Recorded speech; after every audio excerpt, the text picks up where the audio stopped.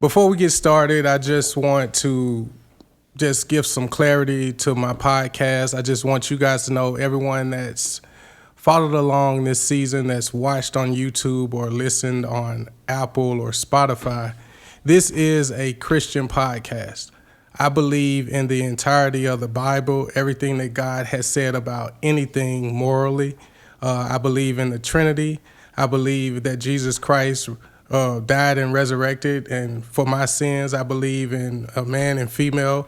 I believe in the entirety of the gospel. I don't want you guys to think that this is just some self-help.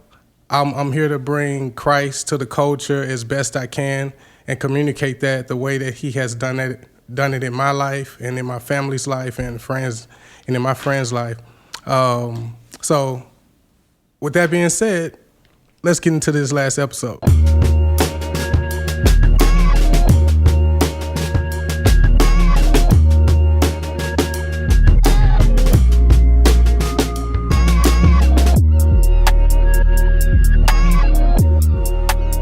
This video today is brought to you by the G Group.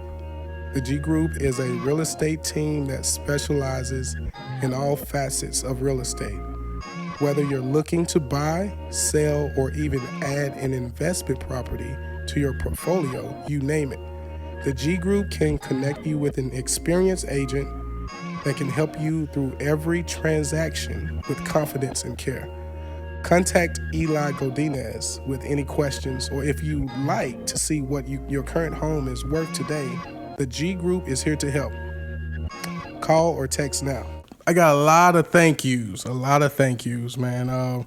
First off, I did not think that this was going to be possible when I first knew I wanted to start. Even when I reached out to Panda and DNA to do a promotional video, I'm just like, bro, this is probably all I'm going to do.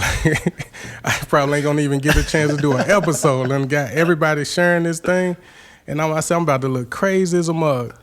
And next thing you know, man, me and you come together, and I share a little bit of the vision with you and what I wanted to do, and then the most that I said, man, I just want to do 2 episodes. Here we are, 16 episodes, and we're completing a season, and I've learned so much, and it's so many people.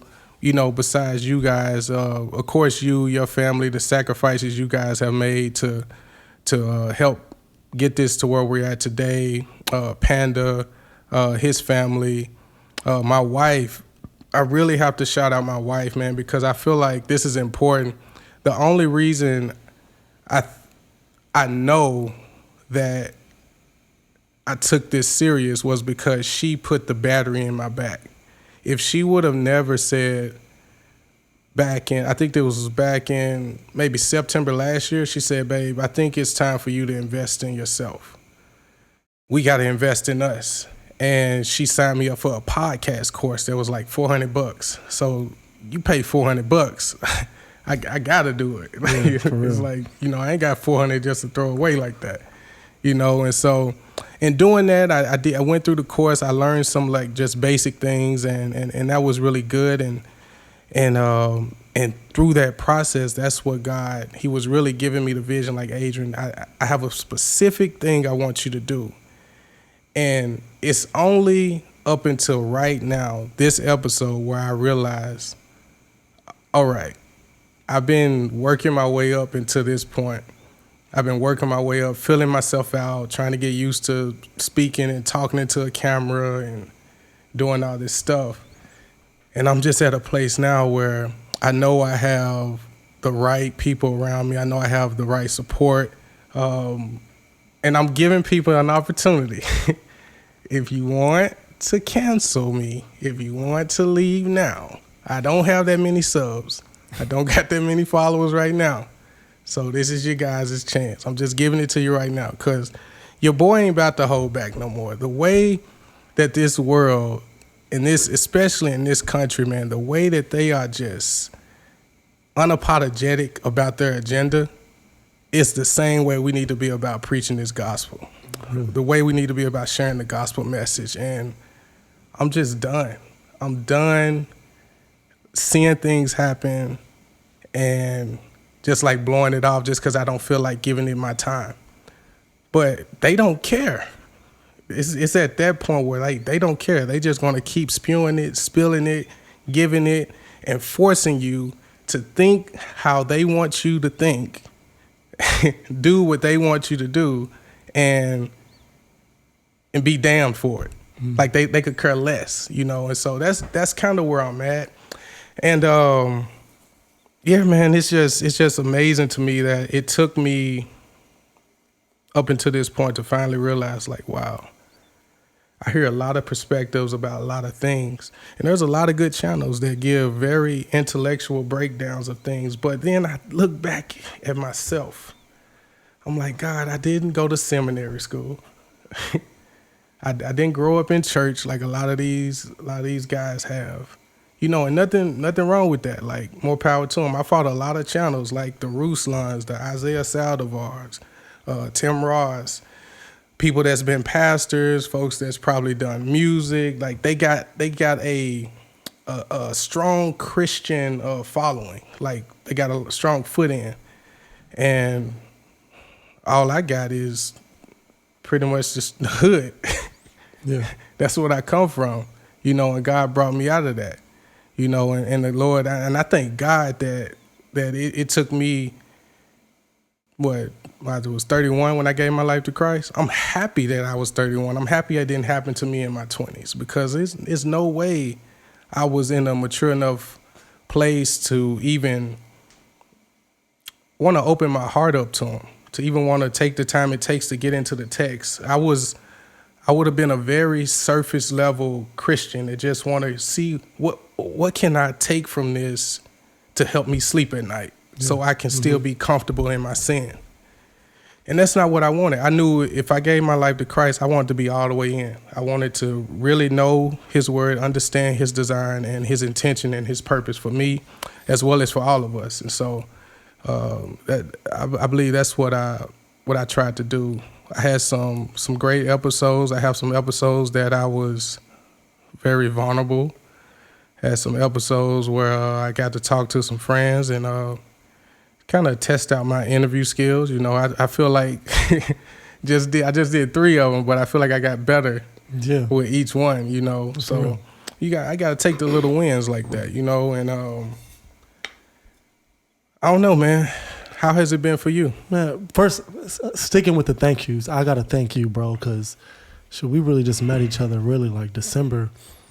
And just for me doing this podcast, like obviously I've been making the sacrifice, but the growth that I've seen, like coming here, on a bi-weekly or weekly basis, it's like being in an intimate Bible study, and it's helped me so much from a spiritual standpoint, from a man's standpoint, as a husband, just seeing the way you lead your life, seeing the way you speak, seeing the conviction you have in the words that God has given you, bro. Like, it's made such a big impact. And it's even funny because, like, I don't want to talk too long, but just my craft as, like, an editor, videographer, all that stuff, it's elevated substantially. Like, I would not be where I'm at right now unless this happened, bro. And I was telling my wife that, I'm like, it's just crazy because the way God orders your steps, you never know what door you need to walk through in order to get to the next door.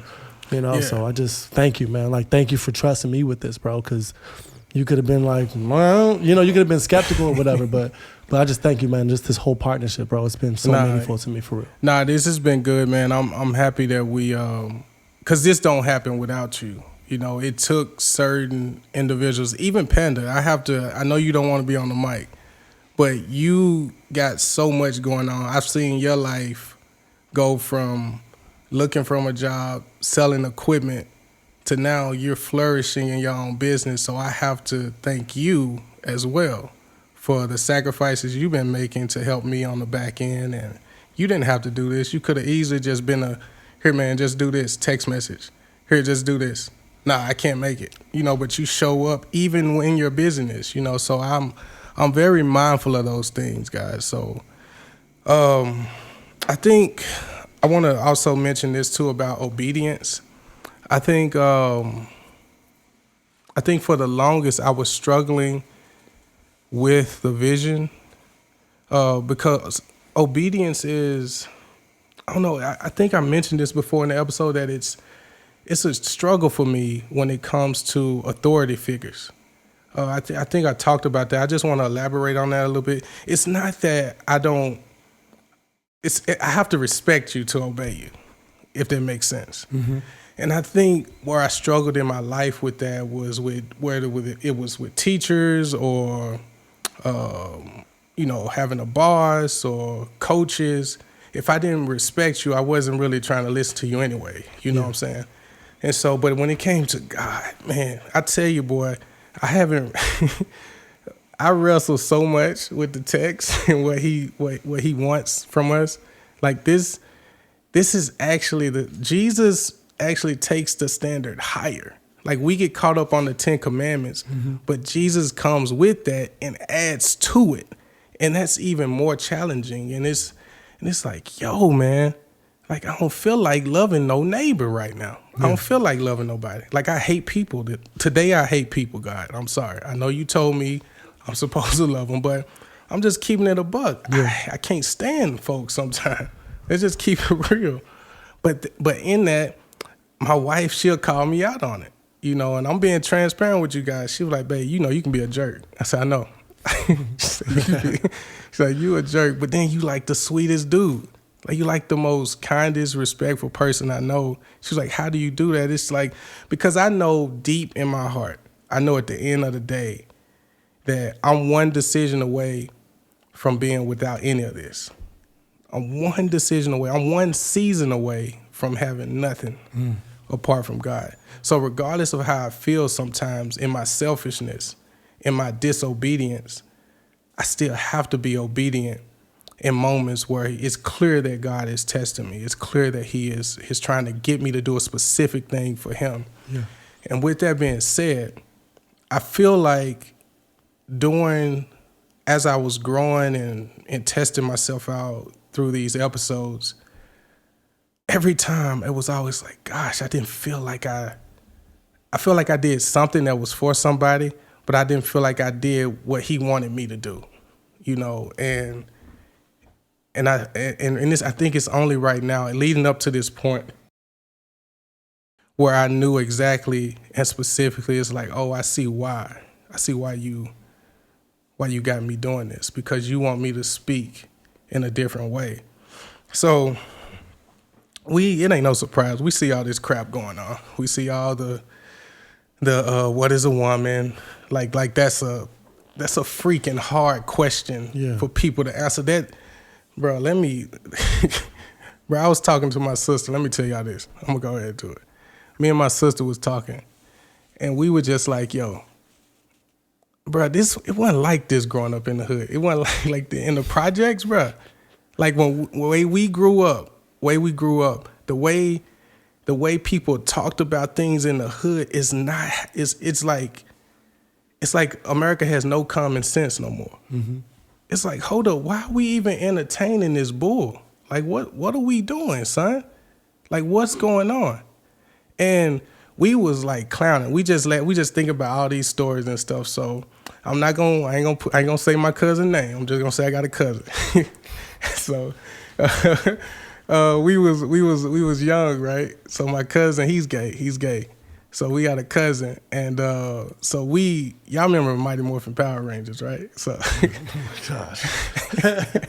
So yo, it's all of us, yo. Like I think I'm the Black Ranger, and my cousin was the Red Ranger, and I forget who was the green, and then it was the blue. So it was four. It was four cousins.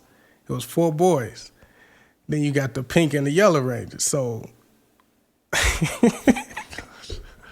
so we fighting. We like, yeah. Here come my cousin. He's like, hi-ya. We like, what you doing, bro? He was like, oh, I'm the pink Ranger. We said, no, you got to be the blue. He was like, no, I'm the pink. We was like, all right, bro, you the pink Ranger then, bro. So let's keep fighting. So we fight. We thinking it's just a phase, right? We like, it's no way, because it's too much like testosterone around. Like we not even thinking, and we kids. We just playing. My sister, she even wanted to be one of the boys, because my sister a tomboy. Like she like a real gay. You can't even say tomboy no more. Yeah. Like, think about that. You gotta you any type of masculine anything, you going straight to being a man. You know, like it's crazy. But anyway, I digress. But in that, like our cousin, like we love him to death, man. Like this kid would just do the craziest stuff, and like he'll put grandma freaking high heels on. He'll use a freaking t-shirt for long hair, like put it on his head, and we catch him doing this stuff. And it was one point as we got older where he came in, like no, we cornered him and we was like, look, bro, we know you gay. Just tell us you gay so we can just move past this. And he said, ain't nobody gay. I said, bro, you just said that gay. I was like, that was gay how you said it. Like, and so me and my sister on the phone, we dying. Like, we just laughing. Like, we remember all this stuff. But how we handled it as a family wasn't, we didn't ostracize him. We didn't push him to the side. But we didn't condone it either. We still don't today. That's just us off of just our innate morality. Like, it's just us as a family. Like, it wasn't even us like trying to like throw the word of God at him, which you could do that, but then some people do that out of love, not in love, but outside of love. Mm-hmm. You know that fire. You know how people be fire and brimstone. Yeah, fire and brimstone type of approach. That's not loving. You know, like I can still love you and not have nothing to do with your lifestyle and not affirm your lifestyle because Jesus didn't do that. I hate how they try to box that in and say that Jesus was cool with people just being there however way they was. No, it wasn't. He was not like that, yo. Like, come on, y'all. Like, let's stop lying. Yeah. Like, I love my cousin to death. Like, this kid he's younger than me. He's still out here doing his thing. What I'm supposed to do? I can't beat it out of him. But you got people that try to do that. They try to beat the gay out of people. But that's a separate thing from what's happening today. Now you got these politicians and this whole world system trying to force people to think a certain way, and that ain't never been JR. That ain't never been me. Mm-hmm. I never been that way in nothing that I did. I've always been the type to be like, nah, if I ain't with it, I ain't with it. You ain't gonna make me just be cool with something. And like anybody that know me, know I've always been like that. I've always talked back. I've always been like, nah, I ain't with it. I ain't doing that. And so when it comes to these terms, like it's obvious for me what a woman is. It's my sister who's a single mom who's raising 3 kids. It's my mom who raised us. It's my grandma who raised them, who grew up in Mississippi. It's my great grandma who worked the fields and came. Like, you ain't about to try to trick me into saying nothing else, bro. Like, it's like, this is what a woman is, and that's just straight like that. This is what a man is straight like that. Everything else is everything else. Miss me with all this other stuff. Y'all can let that stuff. I ain't kissing the ring. Yeah. Mm-hmm. And that's what they want you to do, kiss the ring, just say it plain. And I'm gonna bring a scripture that'll tie all this thing together. But I just felt in my heart that it was time for me to speak how I speak on things. Like, I'm not gonna speak in an eloquent way. Y'all got other channels y'all can go listen to or podcasts y'all can listen to that'll be more nice and how they talk about it. But I guarantee you how we was raised, how we came up in our hood, in our projects, this is how we handled things. Like, we wasn't just going with the flow on nothing. Like, and you ain't just about to just come over here and say, well, this is what everybody doing in pop culture, so y'all got to be cool with it. No, I'm good. That ain't rocking over here. Yep. But yeah, that's how I feel about it. And I ain't nobody to counsel. So, but if y'all want to counsel me, y'all can. You know. Yeah, man. Yeah, we can't let them counsel the truth, you know? Well, you can't. You can't counsel the truth.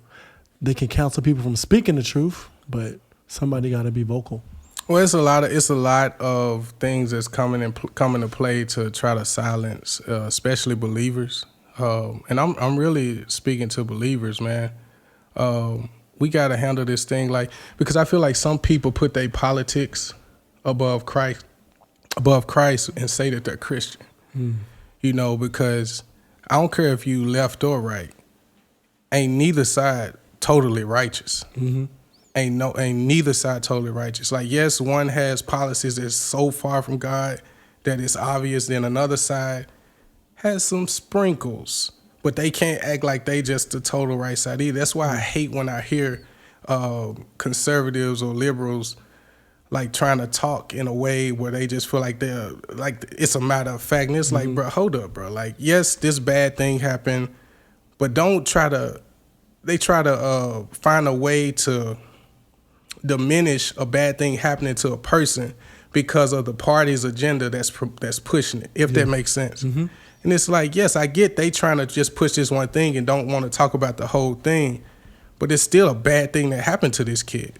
Like, that's messed up that he got shot through the door like that. Like, that's still messed up, you know, and we just need to talk about that. Let that be the bad thing. I know y'all want to try to bring all these other things into it, but, bro, that's still wrong. So just let wrong be wrong and move on to something else. Because I'm not going to compare. Well, I can't compare. I ain't from Chicago. I just know a lot of stuff going on up there. I got some friends and some family up there, but I know Memphis is bad. I even had a friend, she texted me today saying she getting ready to move out of Memphis just because it's falling apart. And I don't blame her. Like, I know a lot of people saying the same thing. The city is... Sometimes, man, I wish, like, I used to say this to myself, and it's probably not as simple as I make it in my head. I wish it was.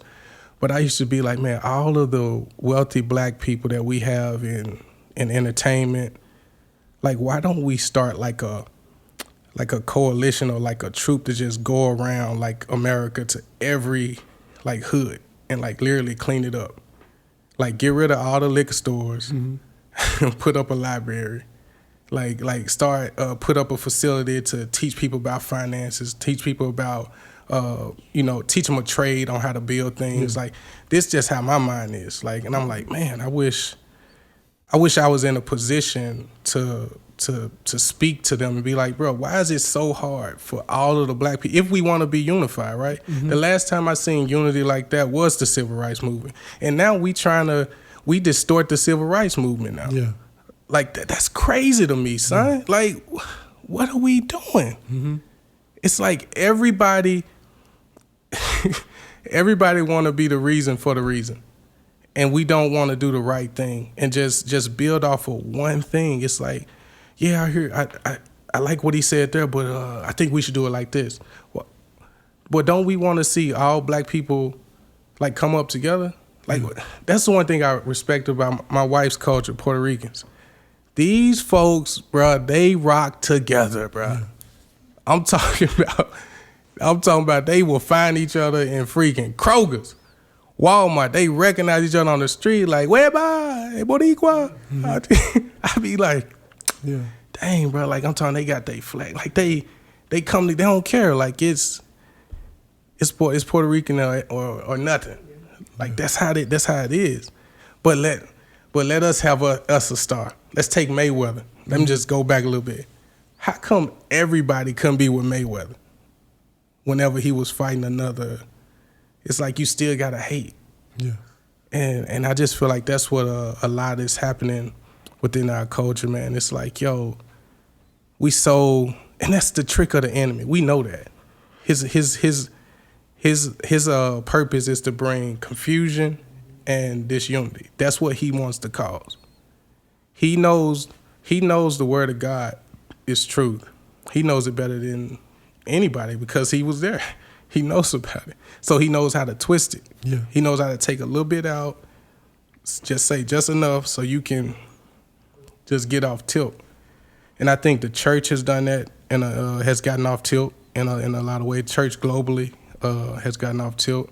I think that's the reason why Christianity is the most mocked religion, because he's done such a good job of just twisting it a little bit and people being able to run with it.